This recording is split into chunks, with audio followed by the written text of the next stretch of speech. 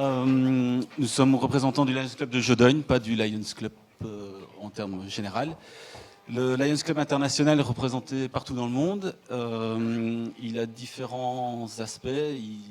Il gère l'environnement, le diabète, la cécité et bien d'autres malheurs dans le monde. Mais il est aussi voué à avoir un rayonnement local. C'est-à-dire que le Lions Club de Jodogne va rayonner localement. Celui de Liège sur l'entité de Liège, celui de Bruxelles sur l'entité de Bruxelles. Et donc, c'est juste une petite intro. Il y a 4 districts, on est plus de 7000 membres. Il y a 275 clubs. Alors, beaucoup de gens pensent que les clubs services sont un peu poussiéreux.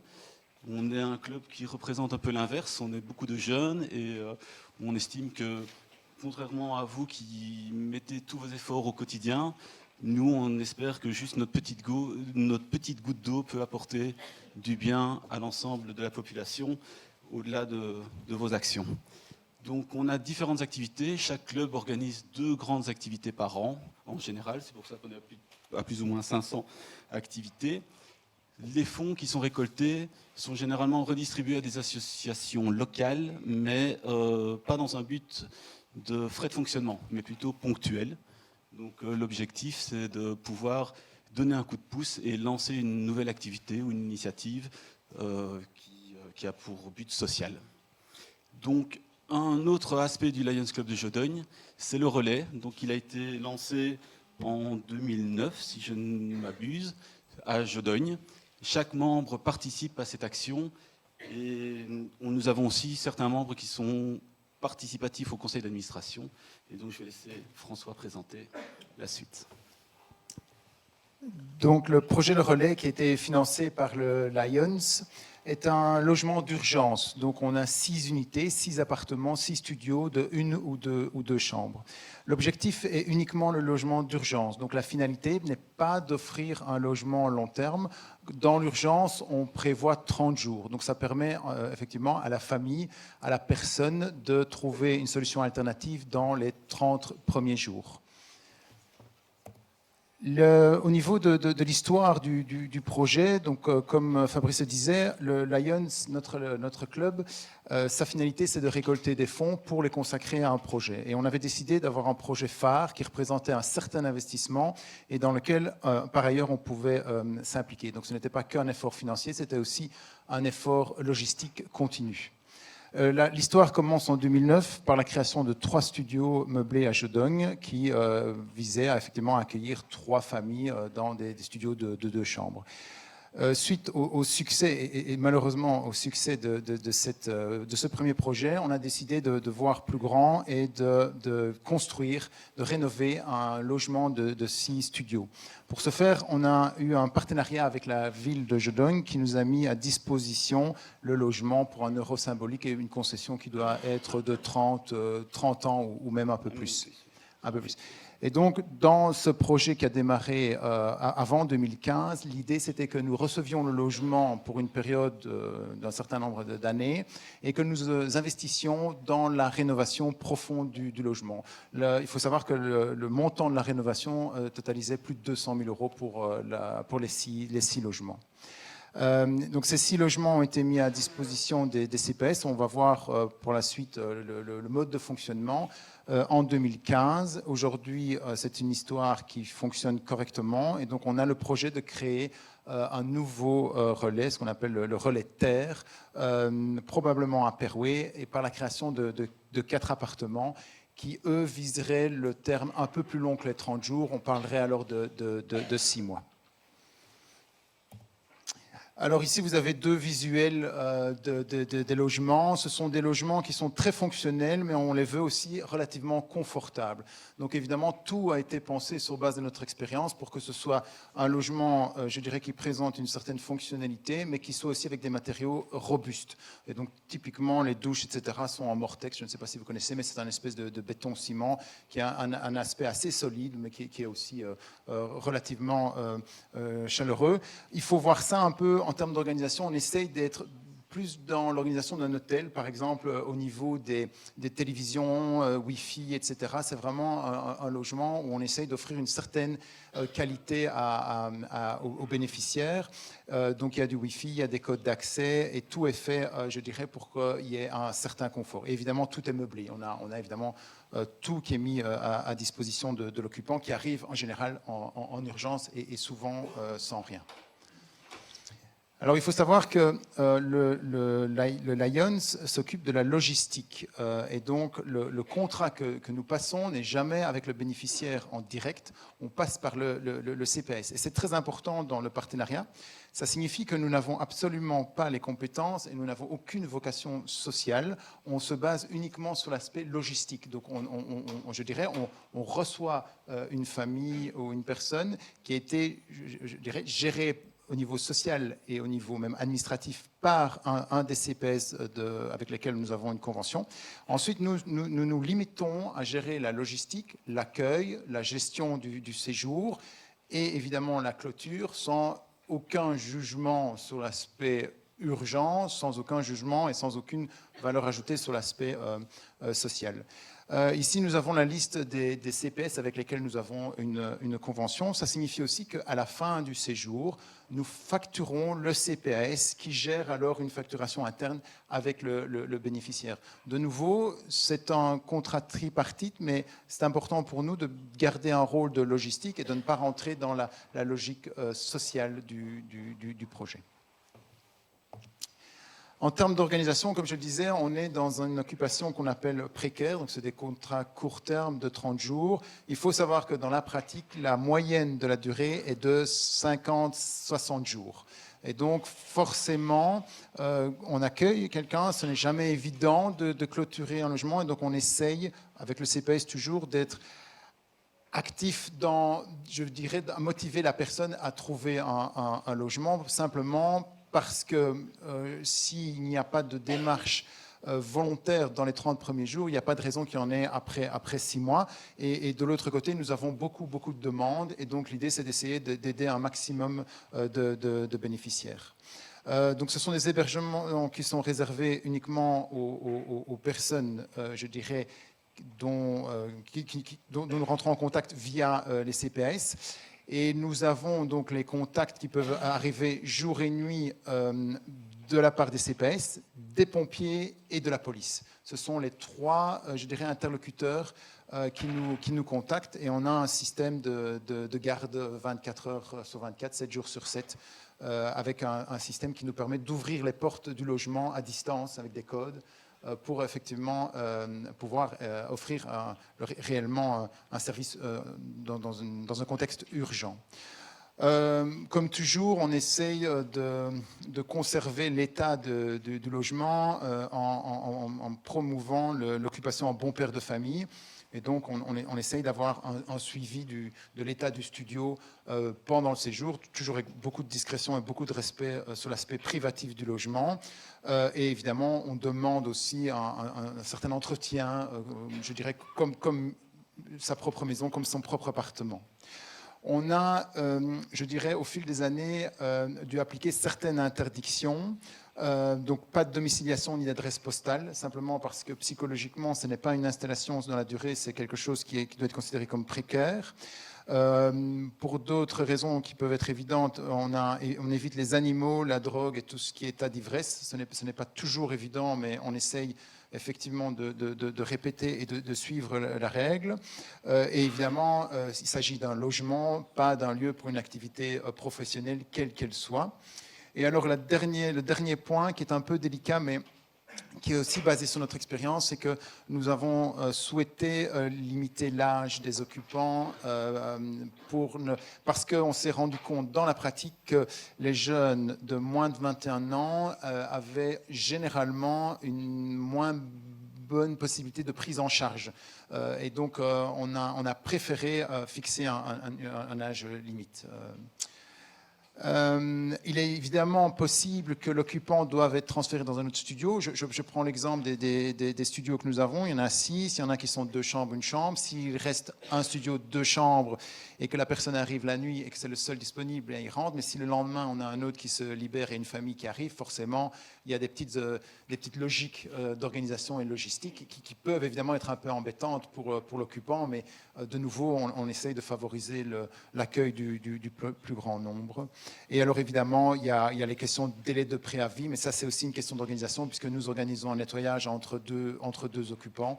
Et donc on essaye d'être le mieux organisé dans les délais de ce qu'on appelle les préavis, c'est d'avoir un minimum de temps entre deux accueils. Alors, le fonctionnement est vraiment très simple.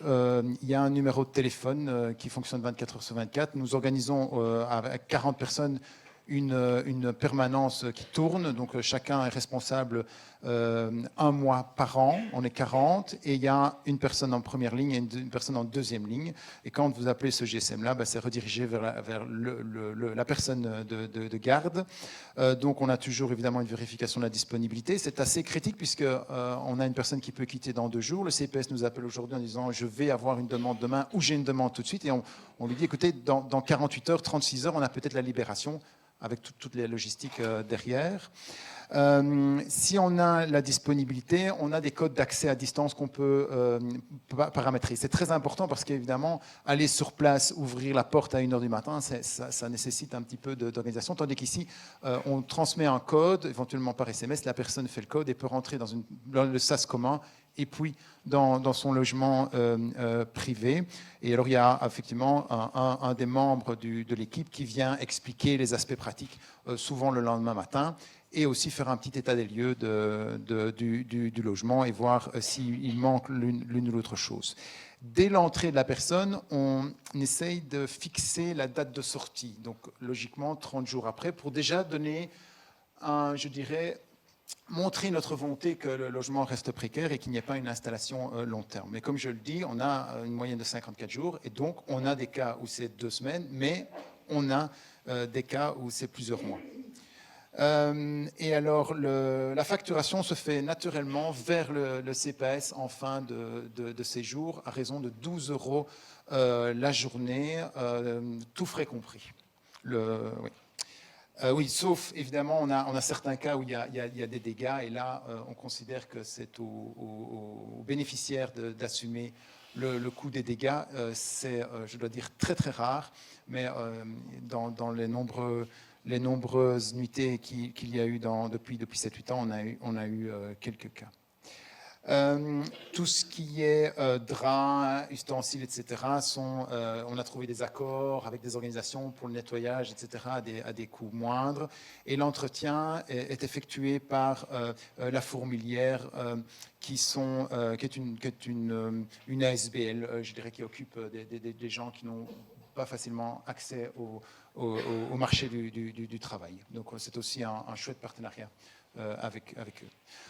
Pour vous donner quelques chiffres, donc depuis 2015, dans ce relais BIS, on a accueilli plus de 200 bénéficiaires pour un total de 11 000 journées. Donc vous voyez qu'on est à 1 600 € 1600 journées par an pour 6 studios, ce qui représente 75% d'occupation. Alors les 75% d'occupation, il faut chaque fois tenir compte évidemment des vides locatifs, comme on dit, de quelques jours entre logements. Et alors aussi, parfois, il y a moins de demandes. Typiquement en été, on a un petit peu moins de demandes qu'en hiver. Et comme je le disais, la durée moyenne est de 54 nuits. Alors au niveau financier, donc je disais que l'investissement avait représenté une enveloppe de 200 000 € pour la rénovation totale du logement. Ces 200 000 € ont été financés par le Lions à 100%. Donc on a créé une ASBL particulière, spécifique, qui s'appelle l'ASBL Le Relais, qui a reçu les fonds 200 000 € du Lions comme un prêt. Pourquoi un prêt? Ça aurait pu être un don, parce que simplement le Lions aimerait bien que ce fonctionnement soit supporté par la facturation et que ça nous permette de refaire éventuellement un remboursement de cette dette un jour et alors recommencer un autre projet par ailleurs. Vous faites 1600 nuits fois 12 euros, on arrive à environ 20 000 euros de revenus par an. Le point principal, avant l'augmentation de l'énergie, c'est justement gaz, électricité, eau. Il faut savoir que les occupants du logement sont dans un logement toutes charges comprises, ils n'ont pas forcément...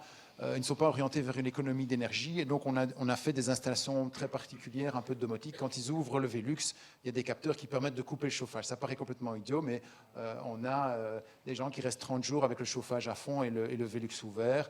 On a eu des cas malheureux où des gens n'étaient pas contents, ils sont partis en mettant l'eau chaude à fond. Le temps qu'on y aille pendant 2 jours, ça consomme un gaz fou. Et donc on a aussi des capteurs sur les conduites d'eau qui coupent l'eau. Vous imaginez tout ce qu'on doit faire et tout ça on le fait je dirais de manière progressive, un à un. On a dû aussi installer des caméras dans les couloirs intérieurs parce qu'il y a des réserves et il y avait des chipotages pour aller dans les réserves chercher du matériel, etc. Donc tout ça, on l'a fait, mais voilà. Donc ça représente quand même 12 000 euros par an de charges. On a des postes assez logiques d'assurance, quelques réparations et des entretiens. Mais vous voyez, ça va très vite, puisque évidemment, quand vous faites le total des deux, on est juste à supporter les coûts. Et il est arrivé des années où il y avait un petit excédent, et donc ça nous permettait de rembourser le Lions. Et donc, on a eu quelques remboursements de 10 000 euros jusque maintenant, ce qui est quand même pas mal parce que ça permet d'entamer un remboursement des 200 000 euros sur le truc. Évidemment, l'augmentation des coûts d'énergie a totalement bouleversé l'équation que vous avez à l'écran. Et donc, aujourd'hui, on est évidemment en train de négocier avec les fournisseurs d'énergie pour voir si on ne pourrait pas bénéficier d'un tarif social, entre guillemets, si possible. On est aussi en train de revoir la régulation du chauffage dans le bâtiment, mais il y a un fait indéniable aujourd'hui, c'est que le bilan est en perte de plus de 10 000 euros par an. Et donc, de nouveau, on a une réflexion en se disant, est-ce que le Lions qui va vendre ses tulipes, pour vous donner une idée, la vente des tulipes représente 25 000 euros, c'est une opération qui ramène 25 000 euros, mais ça veut dire que si on a une perte de 10-12 000 euros, la moitié de nos opérations va dans ces frais de fonctionnement et ne nous permet plus de faire d'autres projets. Donc on préférerait effectivement revoir ce modèle de manière modérée pour être self-supporting et pouvoir, je dirais, consacrer du temps, de l'énergie à ce projet-là, mais moins de moyens financiers parce qu'on considère qu'avec les 200 000 euros, eh bien, c'était déjà un très très beau projet. Et comme Fabrice le dit, au Lions, on aime bien les projets d'investissement. Typiquement, donner de l'argent pour quelque chose qui va fonctionner tout seul après.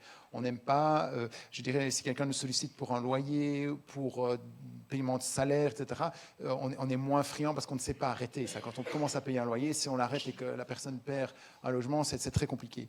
Et donc, on essaye d'avoir des actions qui ont un certain impact et qui est self-supporting pour la suite.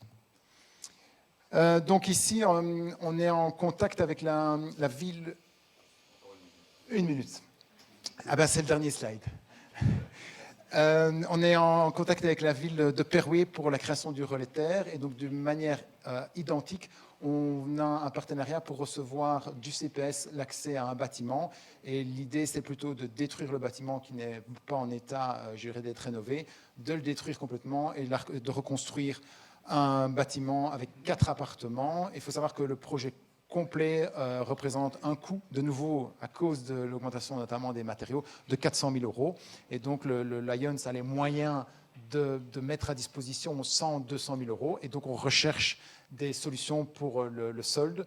Il faut savoir que dans le relais BIS, donc le précédent, le Lions avait mis 100 000 euros cash et avait emprunté 100 000 euros. Il faut savoir qu'on a une ASBL au Lions de 40 individus. Et donc faire un prêt avec 40 responsables, 1, ce n'est pas évident du côté de la banque, et 2, au niveau de l'ASBL, la responsabilité partagée n'est pas évidente non plus. Donc vous pouvez imaginer les débats qu'on a à 40 membres pour faire fonctionner. Mais il y a une réelle volonté de repartir sur un nouveau projet.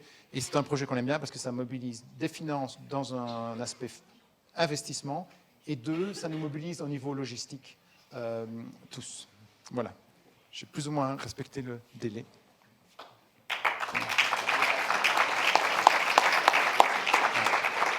maintenant. Je ne sais pas s'il y a encore le temps. Oui, si, il y a encore 10 minutes. On a Encore 7 minutes. Voilà. 7-8 minutes. Oui. Parfait. Voilà.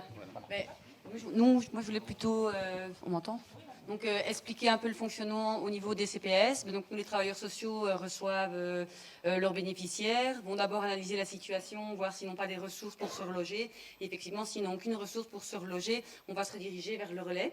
Alors ils sont vraiment hyper disponibles. On peut les appeler la nuit, on peut les appeler le samedi, je pense que c'est déjà arrivé, le dimanche. S'il y a un logement libre, c'est aussi extrêmement pratique. Ils ont un code, on ouvre le code, on peut mettre la personne dedans. Et dans les studios, il y a tout ce qu'il faut pour se poser directement. Donc si les gens n'ont pas de leur valise, s'ils n'ont pas de drap, s'ils n'ont pas d'ustensiles de cuisine, tout y est. Et c'est vraiment effectivement un outil très précieux. Et donc voilà.